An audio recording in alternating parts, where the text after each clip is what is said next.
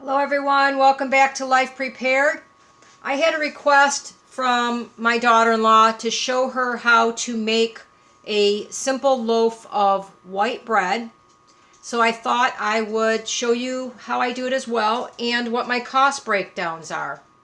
The first thing that you need is 1 cup of warm water.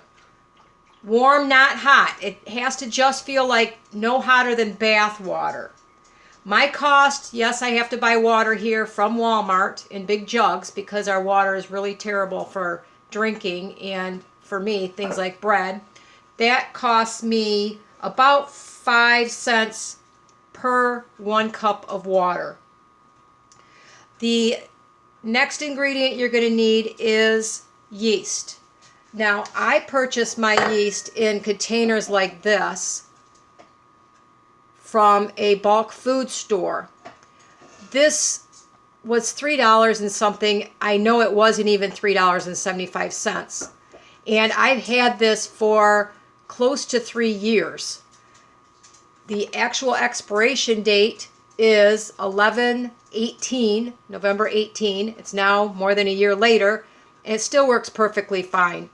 I just keep it in my refrigerator in the door, and as I need it, I transfer it into a little jar that I once bought bulk yeast in. So the cost for yeast, I use 1.5 tablespoons, is again about 5 cents. The next ingredient I use is 1 tablespoon of sugar. This is organic cane sugar I get from the dollar store. A pound is obviously $1. It costs me no more than 4 cents for the sugar. I'm going to need 1/2 teaspoon of salt. Again, the Himalayan pink salt I bought at the dollar store. At best, a penny to make this. I'm going to need 1 tablespoon of melted butter. I buy my butter when it goes on sale for $2 a pound and I freeze it. So this 1 tablespoon cost me about 6 cents. At the very end, I'm going to use 1/2 tablespoon of olive oil to coat the bread so it doesn't stick too much. I should say the dough, so it doesn't stick too much to my bowl. And for that, it cost me less than a nickel. And last but not least, I'm going to use 1 pound, which is about 2.5 cups, up to 2.5 cups. I don't necessarily use it all. It depends on the day. I use King Arthur flour that I buy in bulk. 50 pounds costs $20 there. So I'm going to be using about 40 cents worth of the flour. I could, if I really needed to, use the flour on sale right now. You can buy 5 pounds for 99 cents. At this time of year, in December and late November, all the baking supplies start going on sale. And the generic Walmart flour would cost 20 cents to make a loaf of bread, but I much prefer the King Arthur. So anyway, that's a list of ingredients. I'll get you moved around here so that you can see me mixing everything up. I'll be back. All right, in the bowl of my stand mixer, I'm going to put in the 1 cup of warm water. I warm that up in the microwave for about 30 seconds because ours is room temperature here. You may need to go a little more, a little bit less. And then I have 1.5 teaspoons of the yeast.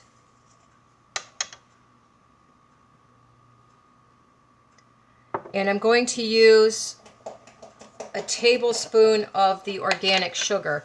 Now this is a teaspoon, so I'm going to need 3 teaspoons of sugar. Probably don't need quite that much, but my yeast is a little bit old, so I want to wake it up here. And I'm going to let that stand for just a couple of minutes because I want to activate that yeast and wake it up. So give me a minute and I'll be right back and I'll show you what it looks like. All right, I don't know if you can see it, but do you see my yeast coming alive in there? You can see them kind of popping up to the surface of the water,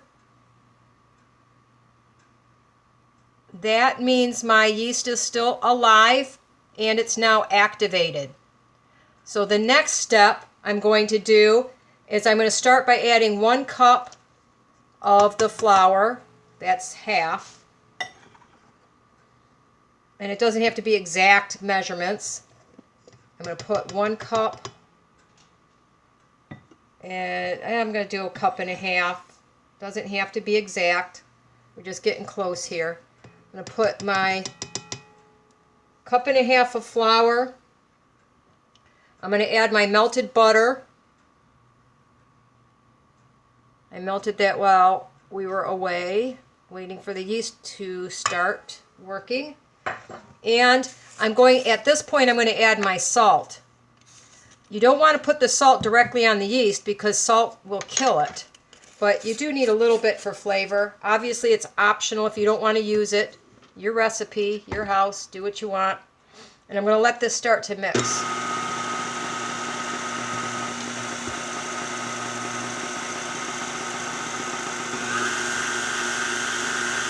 All I'm doing is kind of wetting down this flour here.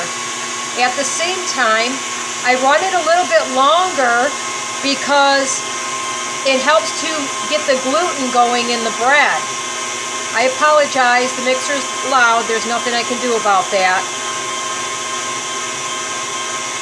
But there's no reason to rush this point. You don't need to dump all your flour in there. And in a few seconds, you'll see kind of string starting to form. That's the gluten in the King Arthur flour that I use.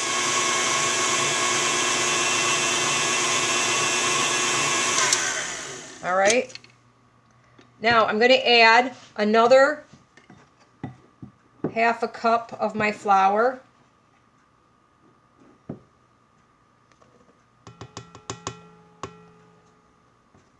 And then since I measured out my flour, I'm going to put another good heaping tablespoon in there. One thing you don't want to do is dump the entire bowl of flour in there, for the simple reason that you may need a little bit less. Or sometimes I have to go back and get a little bit more, but most of the time I use less. If you put too much flour in there, you're going to have a tough loaf of bread, and it's not going to be light and airy like a sandwich bread. I'm going to turn this up now. I apologize for the sound.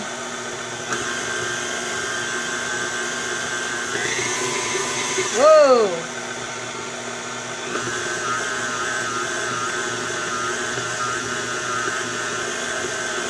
I'm going to let this dough come together, and I'm going to let it go for a minute or two, just to bring it all together.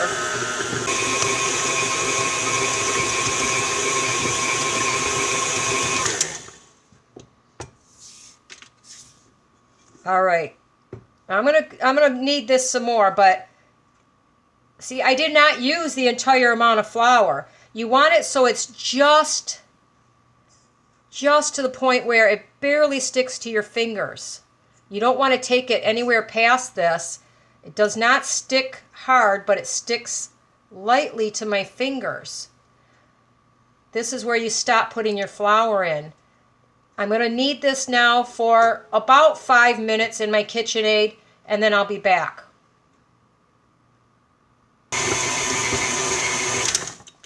All right, welcome back. My dough is done. It's gone about 5 minutes or so.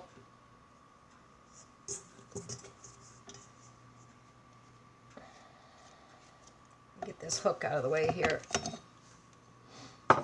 Now you can see it's got some stretch to it. Probably, you know, depending on how warm it is. I may need to go a little bit longer sometimes, a little bit less. But I'm happy with that. It's just barely, once you get it going, it just barely sticks to my fingers. And honestly, this is a little stiff for me. I like it where I kind of have to flour my hands up a little bit to keep it from sticking, but I added just a tad, probably a 1/2 tablespoon too much. Now I'm just going to take at best, a half a tablespoon of olive oil. And I'm going to put it down in the bottom. I just want to very, very lightly coat. This step is optional. It's just something I do. Don't have to, but I like to coat my dough in a little bit of oil. It keeps it from drying out during the rising process. The next thing I do, I take it, cover it up with a towel, and put it in a warm place for 30 to 40 minutes. When I'm done with that, I'll be back.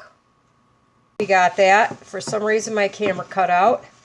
Right now I'm just greasing this pan up really super well for the bread. You want to make sure you get every little nook and cranny.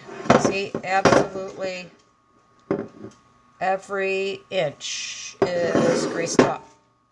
Now, hopefully you saw me punching down my dough. I don't know why my camera cut out, but I'm going to form this into a ball. And I just keep tucking my ends underneath with my hands. It doesn't have to be beautiful on the bottom because I just watch for these air pockets on the top. Sometimes they bubble out and cause big holes in your bread. So I'm just going to tuck that in a couple more times. And then it goes into my greased bread pan here. See, like so. And once again, I'm going to cover it. It goes back into a warm place for another 30 to 40 minutes to rise a second time. It sounds like it takes a lot of time, but the first time I was gone, I went out, did all my barn chores, fed my rescue kitties, played with them for a while, so you can get a lot done in the meantime. During this rise, I'll probably clean my kitchen, but I'll be back. Okay, it's been 40 minutes. I'm going to bake my bread. As you can see, hopefully it has risen pretty well. Now I leave it in a cold oven. I turn it on, set it to 350 degrees, and I bake it for about 43 minutes. I'll come back and show you what it looks like when it's done. All right, everybody, here it is. Let's get it out of the oven. See if I can do this one-handed without burning myself. Doesn't that look amazing? There we go. Can't quite tell by the photo, but man, that crust is nice and golden brown. Looks a little washed out, but tap on it. You can hear it done. There you go. How to make a loaf of bread.